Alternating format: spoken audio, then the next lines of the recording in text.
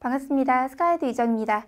여러분과 수능 사회탐구 과목 선택과에 대해서 만나게 되었어요. 자, 여러분, 사회탐구 과목 끝까지 고민되시죠? 고3 내신은 어떤 과목이고 고2 때까지는 무슨 과목을 했었고 내가 그 고2 때 그 과목이 모의고사에서 등급이 어떻게 나왔는데 고3 때 할 수 있을까? 이 과목이 좀 위험한가? 내가 혹시 비문학 독해에서 어려워하면 어떡하지? 또는 계산 못하면 어떡하지? 어떻게 해야 돼? 라고 고민이 정말 많으시죠? 누군가 한 명 깔끔하게 시원하게 정리해줬으면 좋겠다라는 생각 많이 했을 텐데요. 제가 여러분들에게 과목 선택 시 반드시 고려해야 될 사항을 가급적 객관적으로 설명을 드릴 테니까요. 제 설명 한번 들어보시고 그리고 나서 확정하셨으면 좋겠어요. 사람마다 성향도 있고 정말 좋아하는 과목도 있고 극복될 수 있는 단점도 있고 극복 불가능한 맹점도 있을 수 있거든요. 그러니까 여러분들이 제 설명 한번 들어보시고 이런 장단점이 있고 이런 리스크가 있고 나의 성향은 어떻구나. 이 과목의 리스크는 극복이 가능할지 불가능할지도 한번 판별해 보시자고요. 자, 그럼 제가 한번 설명해 볼 텐데요. 여러분들이 저를 처음 보는 학생들도 있고 보긴 했지만 이 선생님은 수업 중에 쓴소리 해주는 선생님인가? 라고 생각하는 학생들도 있을 텐데 이제 우리가 본격적으로 수능 공부를 같이 해야 되니까요.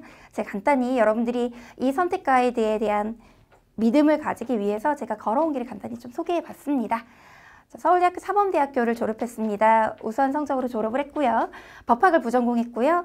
서울대학교 대학원 석사과정을 졸업하고 박사과정도 공부했습니다. EBS 사회탐구 대표 강사로 10년째 강의를 하고 있고요. 최우수 강사상도 여러 번 수상하기도 했고요. 수능에서 중요한 이슈가 있을 때 뉴스에 생방송 인터뷰로 많이 진행하기도 했었어요. 세화여고 교사로 근무하기도 했고요. 종로학원, 재수종합학원 본원에서 최연소 강사로 데뷔했습니다.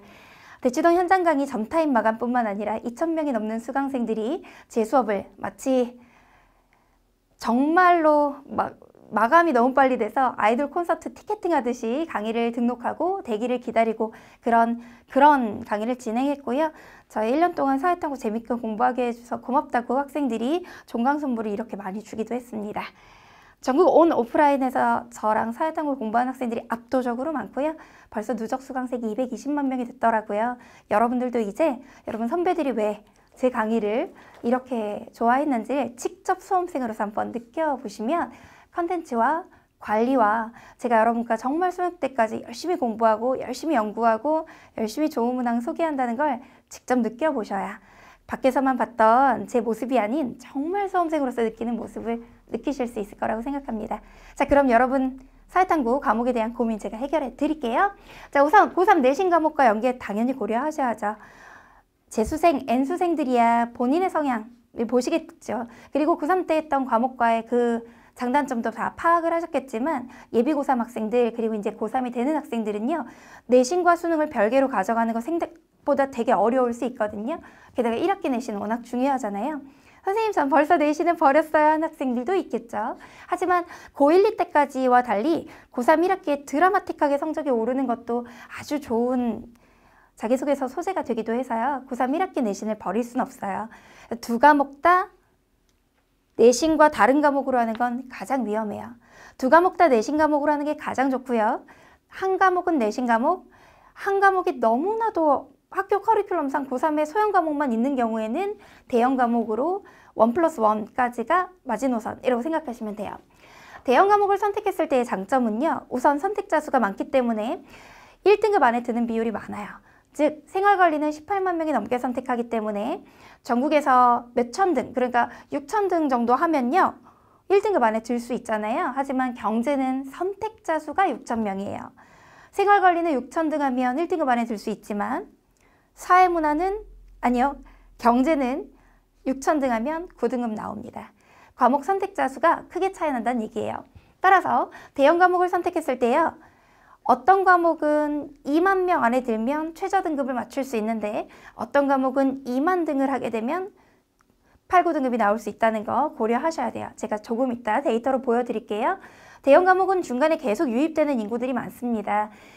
재수생, 반수생, 장수생들도 대형 과목으로 중간에 유입이 돼서 계속 선택자 수가 늘어난다는 장점이 있지만 소형 과목은 계속 선택자 수가 이렇게 감소하는 추세를 보여요. 왜냐하면 어떤 과목이 소형 과목이라 분리할 수 있다는 걸 알고 선택했는데 등급이 안 나온 하위권 등급 학생들이 지속적으로 대형 과목으로 이탈하기 때문에 결국 소형 과목은 3월 달에 1등급을 받아도 잘하는 학생들끼리 박 터지게 싸울 수가 있어요. 그래서 소형 과목 게다가 많은 소형 과목들이 역사 계열 소형 과목이나 지리 계열 소형 과목이나 경제, 법정 같은 과목들이요. 아주 그 과목에 매료되어 있는 덕후들이 많아요. 그래서 약간 매니아층의 탄탄한 콘크리트 실력, 이걸 깨기가 좀 어려울 수 있고요. 지리경시대회나 경제경시대회 같은 또는 역사경시대회 같은 올림피아드 이런 거 있는 과목들 또 위험할 수 있어요. 전국 몇백 등 안에 들어야 1등급 하는 과목들이 매니아층도 두터운 경우 아무리 어려운 문제가 나와도 등급 컷이 변하기가 어려울 수 있다는 거죠. 각 과목별 킬러 포인트도 좀 고려하셔야 되는데요. 사회문화의 도표 문제, 생활관리의 고난도 신유형 선지들, 윤리와 사상의 처음 보는 학자, 처음 보는 선지들, 그리고 다른 과목들의 계산 문제들, 내가 과연 극복 가능한 것인지 한번 고려해 보셔야 돼요. 자, 우선은 과목별 선택자수 한번 보셔야죠. 생활관리가 1등입니다. 경제에 비해서 20배가 넘는 선택자 비율을 가지고 있네요. 사회문화가 투탑을 형성하고 있고요. 생윤사문이 투탑을 형성하고 한국지리가 그거에서 반토막이 납니다. 세계지리가 그거에서 다시 반토막이 나고요. 윤리와 사상이 최근 몇 년간 아주 어렵게 출제되면서 선택자 수가 10,000명 가까이 빠져버렸고요. 법과 정치, 동아시아사, 세계사, 경제가 하위권 그룹을 형성하고 있습니다. 특히 법과 정치, 동아시아사, 세계사 이런 과목들 공부량 많기로 유명한 과목들이고 워낙 덕후들이 많이 존재해서 사실은 매니아층을 깨기가 좀 어려운 과목이라고 제가 솔직하게 말씀을 드리거든요. 과목 간 시너지 효과 고려하셔야 됩니다. 특히 생윤, 윤사를 함께 선택하는 경우 공부량이 3분의 1이 줄어들어요. 학자가 겹치거든요. 생윤, 사문을 함께 선택해도 20% 가까이 유사한 내용이 나오고 공부 패턴이 비슷합니다. 세계지리가 4위에 있는 건 한지, 세지 선택 시 지리조합이 지리덕후 조합이라 그래서 꽤 시너지가 나기 때문이에요. 지리를 좋아하는 학생들은요. 한국지리, 세계지리 조합이 괜찮습니다. 그런데 이 과목이 조금은 이과적인 성향이 있고요. 단순 암기가 아니라 정말 이해하고 들어가려면 은근 지구과학적 지식을 사실 몰라도 되는데 알고 싶은 욕구가 생길 수가 있고요. 지도, 등고성, 기후그래프 같은 게 나오기 때문에 약간 문과 학생들 중에 언어적으로 풀어낸 건 읽을 수라도 있지만 기호나 그래프나 데이터 분석하는 게 어려운 학생들이 있을 수 있어요. 이 과목들 계산, 부양비 계산 문제도 나옵니다. 자, 그래서 과목별 시너지 효과라 그래서 사실 과목별로 연계되는 걸 고려한다면 사문 생윤 조합이 20% 비슷하고요. 생윤 윤사 조합이 33% 비슷하고요. 한지 세지 조합이 아주 좋은 조합이에요. 그래서 이 과목들이 선택자 수 조합이 많은 과목이고요. 최고 선택 조합이 이제 사문생윤인 이유는요. 두 과목이 다른 과목에 비해 비교적 공부량이 적어요. 한지에 비해서는요. 사문생윤이 정말 한 절반 정도의 부담밖에 없다고 느끼게 됩니다. 공부량도 적은데 이 과목들에서 나오는 내용들이 논술과 면접 배경 지식에 많이 나와서 우리 직전 여러분 선배들이 면접에서 맹자 물어보는 문제 나온 학교 있었거든요. 주요 스카이 대학교에서 면접이나 논술이나 이런 걸 할 때요. 철학자나 사회학자가 많이 나와요. 근데 우리가 지리나 뭐 이런 과목들이 논술과 면접에 어떤 직접적인 연계되는 경우는 흔치 않아서 여러분들이 논술과 면접을 따로 준비할 시간이 없을 경우 그 과목들이 또 도움이 될 수가 있습니다. 난이도나 변별력을 고려해서 선생님 생윤은 너무 쉬워서 이걸로는 막 표점 불리하지 않을까요? 사실 이런 거 고려하는 것은 거의 무의미해졌어요. 2018 수능에서 50점이 1등급 컷인 과목이 압도적이었어요. 사실 가장 등급 컷이 안정적으로 낮게 나오는 건 사회문화 과목이에요. 그런 의미에서 사회문화는 45점, 46점이 1등급이 나오기 때문에 그것도 2년 연속 표점, 변환 표점에서 너무 유리해요. 최상위권 학생들은 사회문화 하나는 세팅하셔야 될 것 같아요. 왜냐하면 실수 하나에 등급이 3등급으로 내려갈 리스크를 막기 위해서고요. 사문 하나를 최상위권에서 세팅하고 난 다음에 그 다음에 나머지 과목을 선택하는 게 사실은 맞는 것 같아요. 이게 2년간의 수능 트렌드였고요. 근데 결국은 만점 받아야 돼요. 사회문화가 조금 안정적으로 나오는 건 세 문제의 도표 문제 때문인데요. 최상위권은 그러니까 3문 무조건 하셔야 됩니다. 만점씩 표점이 수학을 커버할 수도 있기 때문이죠. 그런데 나머지 과목은요. 1등급이 다 50점이 될 가능성이 여전히 남아있어요. 그러니까 만점 받을 수 있는 커리를 진행을 해야 되고요.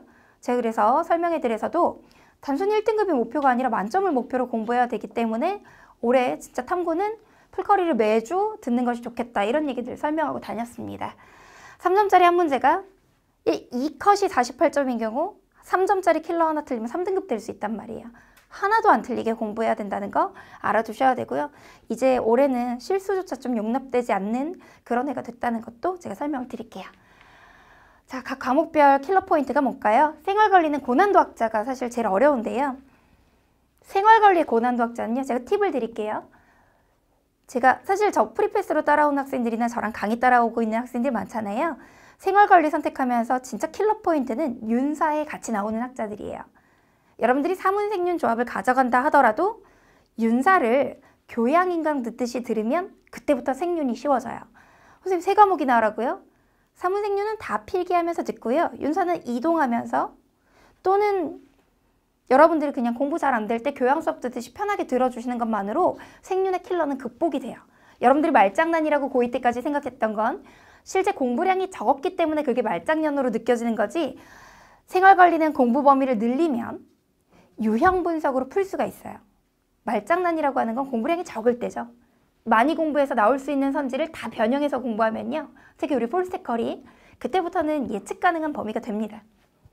사회문화는 도표가 문제인데요. 사회문화 도표는요, 수학을 못한다고 못하는 것도 아니고 내가 수학을 놓은 지 오래된 학생이라고 못하는 것도 아니에요.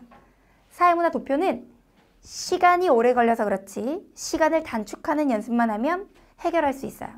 특히 사회문화 최고 오답률 도표인 20번 도표는 스도쿠 퍼즐 풀듯이 숫자를 하나하나 채워나가는 건데요. 처음에는 12분 걸리던 문제가 유사유형 계속 반복해서 시간이 줄고 결국 3, 4분 안에 풀게 돼요. 연습하면 되는 거기 때문에 극복 불가능한 함정이 절대로 아니에요. 수학 못해서 사회문화 안 하겠다? 이거는 공부를 안 해봐서 그렇습니다. 충분히 극복 가능해요. 정말 숫자가 너무 무섭다? 이게 수학이면 하면 안 되는데요. 그랬으면 사회문화가 저렇게 견고하게 2위권에 확정돼 있지 못했을 거고요. 사회문화 1컷 46점, 45점 이랬잖아요. 도표 한 문제 틀려도 1등급 나오는 과목이라서 할 수 있습니다. 한국지리는 이거를 선택하려고 생각하는 학생들은 꼭 생각하셔야 되는 게 1주차 그 맛보기 강의들 한번 들어보세요. 여러분들이 꼭 들으려고 하는 한국지리 선생님 있으실 거예요. 한국지리 선생님의 1주차 맛보기 강의가 2강 또는 3강 들어보시면요, 한국지리와 세계지리가 모두 한국 지도나 세계 지도를 가지고 지형, 위치, 기후 얘기를 시작을 하거든요. 근데 생각보다 그것이 언어적으로 접근하는 사회문화와 달리 위치적인 공간적인 어떤 감각이 필요하고요. 그래프를 읽고 암기하는 게 필요하기 때문에 안 맞는 학생들은 죽어도 안 맞더라고요. 맞는 학생들은 답이 딱딱 떨어져서 좋아해요. 여러분들의 성향인데요. 이건 맛보기 보고 좀 생각해 보세요. 제가 왜 이 진입장벽이라고 얘기했냐면요, 한국지리에서 내가 고3 내신에 한국지리가 있어서 한국지리 사회문화 해야지 라고 했던 학생 중에요, 저희 대치동 현장 강의에서요, 한국지리 현장 강의 1, 2주 들어보고 와 한국지리 너무 어렵다 해가지고 사문생윤으로 옮겨오는 학생들 제가 많이 봤어요. 사실은 한국지리 선택할 학생들은 꼭 맛보기, 작년 거 올라가 있잖아요. 맛보기 강의 들어보시고 내가 어떤 선생님을 듣든 한지를 첫 주차 3강을 따라갈 수 있는지 먼저 보세요. 한국지리도 계산 문제 나옵니다. 부양비 문제 나오고요. 한국지리에서 실제로 위치 암기하는 문제도 많이 나오니까 그것도 고려하시고요. 윤리와 사상은요, 재밌거든요. 저희 윤사 현강생들은요 1년 동안 뭐 로스도 안 생겨요.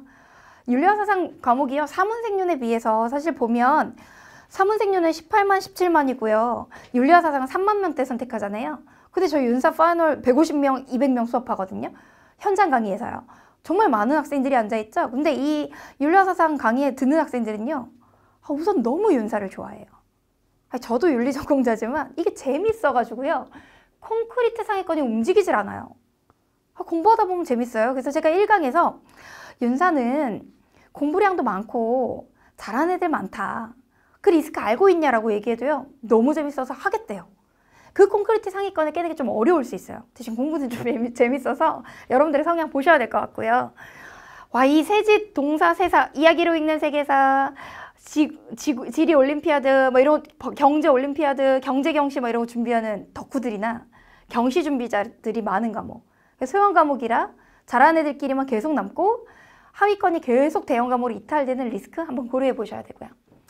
제가 또 있어요. 사실 어떤 과목이든 여러분들이 좋아하는 과목 하면 되는 건 맞는데 전략적으로 유리한 과목 하자고요. 나 대학 가서 경제학과 경영학과 갈래 라고 생각해서 경제 선택하는 거 너무 위험해요. 경제 선택자가 저렇게 줄어든 데는 이유가 있어요. 너무 등급 받기가 어려워요. 소형 과목이 계속 소형 과목이고 대형 과목이 계속 쏠림 현상이 심해지는 데 나름대로 이유가 있습니다.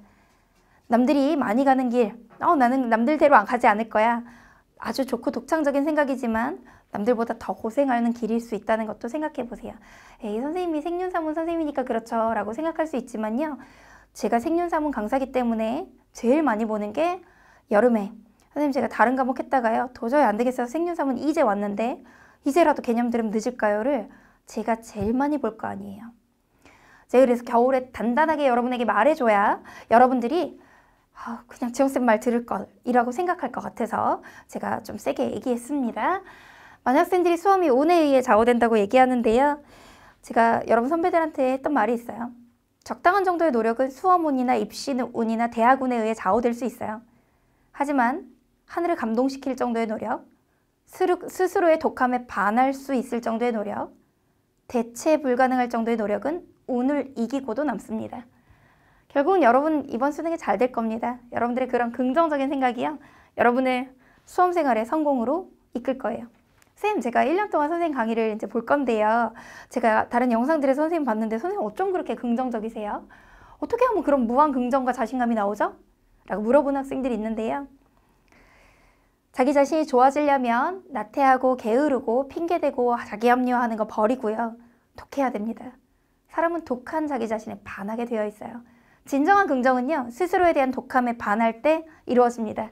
저는 여러분들이 2019 수능을 대비하면서 유리한 과목 선택했으면 좋겠고요. 그 유리한 과목 선택했으면 중간에 이 과목이 나에게 불리한가? 이 과목을 선택을 잘못했나라는 고민 안 했으면 좋겠어요.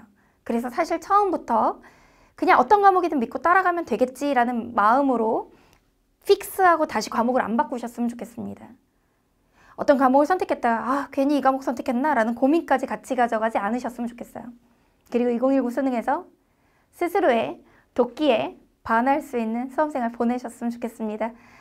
여러분 제가 사실은 이렇게 좀 화려한 얼굴을 하고 있고 이렇게 밤송이 같은 것도 이렇게 리모컨에 달고 나오고 하지만 여러분들이 1년 동안 수험생활하면서 가장 믿고 따를 수 있는 1년 동안 수험생활하면서 그래 지영쌤이 이런 얘기를 할 때는 정말 이유가 있었구나 라는 걸 계속 증명받을 수 있는 그런 강의를 진행합니다.